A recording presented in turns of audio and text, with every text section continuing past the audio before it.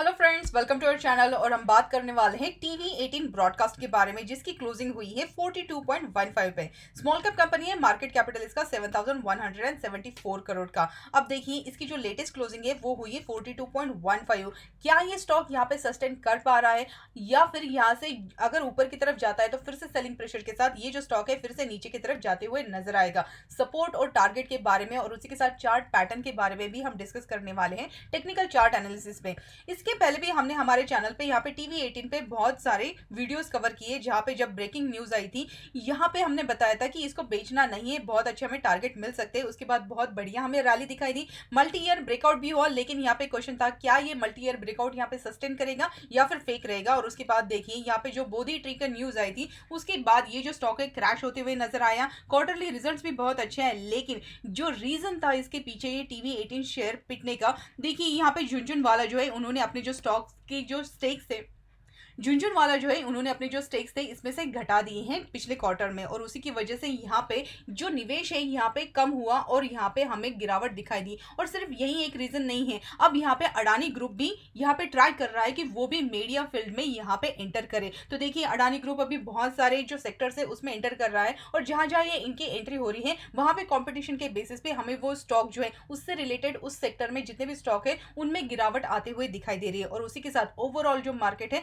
वो भी negative sentiment है। तो हमने एज ए इन्वेस्टर यहाँ पे टीवी 18 में क्या करना चाहिए, चलिए देखते हैं। तो यहाँ पे हम देखते हैं इसका टेक्निकल चार्ट एनालिसिस। तो देखिए जैसे कि आप यहाँ पे देख रहे हैं स्टॉक ने यहाँ पे जो हाई बनाए थे 82 के आसपास, लेकिन ये यहाँ पे देखिए मल्टी ईयर एक ब्रेकआउट मैं आपको वीकली चार्ट में दिखाती हूँ। ये जो मल्टी ईयर ब्रेकआउट है ये यहाँ पे सस्टेन नहीं हो पाया। यहाँ पे ये जो बेयरिश पिन बार इसने बनाया उसके बाद कंटिन्यूसली रेड कैंडल बनाते हुए स्टॉक में भारी गिरावट हमें दिखाई दी। अब देखिए यहाँ पे हम डेली चार्ट में यहाँ पे देखते हैं, जैसे कि आप यहाँ पे देख रहे हैं ये जो स्टॉक है इसने एक बॉटम बनाया जिसके लेवल थे 37.50, और वहां से एक रिवर्सल दिखाते हुए हमारा जो एक रेजिस्टेंस ट्रेंड लाइन है जिसके लेवल है 43.31 के, वहां से अभी इसने फिर से रिजेक्शन दिखाया है। और फिर से इसके जो बाद में जो लेवल बने हैं वो थे 38 के। मतलब अगर हम यहाँ पे स्मॉल ड्यूरेशन की अगर बात करते हैं तो ये जो स्टॉक है यहाँ पे स्मॉल इंटरवल में इसने डबल बॉटम फॉर्मेशन बनाया है। तो देखिए यहाँ पे बनता है चार्ट पैटर्न डब्ल्यू। अब हमारे लिए जो रेजिस्टेंस ट्रेंड लाइन है वो है 43 के। अगर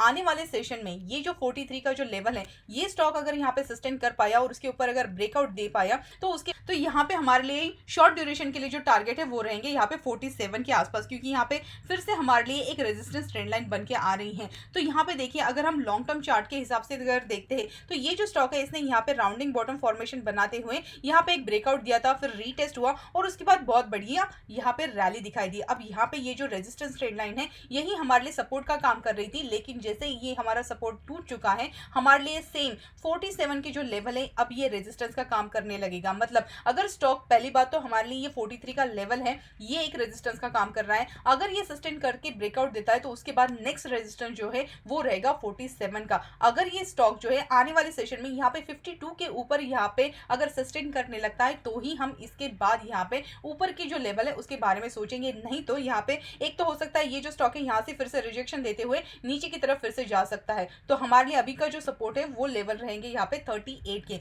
अगर ये स्टॉक यहाँ पे 38 के लेवल अगर तोड़ देता है तो उसके बाद नीचे के लेवल भी दिखाई दे सकते हैं, क्योंकि देखिए ये जो स्टॉक है इसने बहुत ही बड़ा पोल बनाया है, और अगर यहाँ पे ये कंसोलिडेट भी करता है तो भी यहाँ पे एक इनवर्स फ्लैग एंड पोल का चार्ट पैटर्न अगर बनता है, ये बना नहीं है लेकिन अगर ऐसा चार्ट पैटर्न कुछ बनता है तो यहाँ से एक बियरिश इंडिकेटर रहेगा जो कि नीचे की तरफ ही ये स्टॉक जो है जाते हुए नजर आएगा। लेकिन अगर यहाँ पे हमारा ये जो डब्ल्यू चार्ट पैटर्न है ये अगर सस्टेन होता है और उसके बाद अगर एक पुल बैक देता है तो हम इतनी बड़े फॉल के बाद यहाँ पे एक छोटा सा पुल बैक देखते हुए ये जो स्टॉक है 47 और उसके बाद यहाँ पे 52 के जो टारगेट है अचीव करते हुए नजर आ सकता है। देखिए सपोर्ट का जरूर ध्यान दीजिएगा, जो हमारा अभी 38 का है, तो इस हिसाब से आप अपना जो पोर्टफोलियो मैनेज कर सकते हैं लेवल के हिसाब से। तो आई होप इस वीडियो में जितनी इन्फॉर्मेशन हमने शेयर की आपके लिए हेल्पफुल जरूर रही होगी। कमेंट सेक्शन में हमें बताइए आपको क्या लगता है इस स्टॉक के बारे में, और अगर हमारे चैनल पे फर्स्ट टाइम है तो चैनल को सब्सक्राइब करके बेल आइकन दबाना मत भूलिएगा। मिलते हैं अगले वीडियो में। Thank you so much.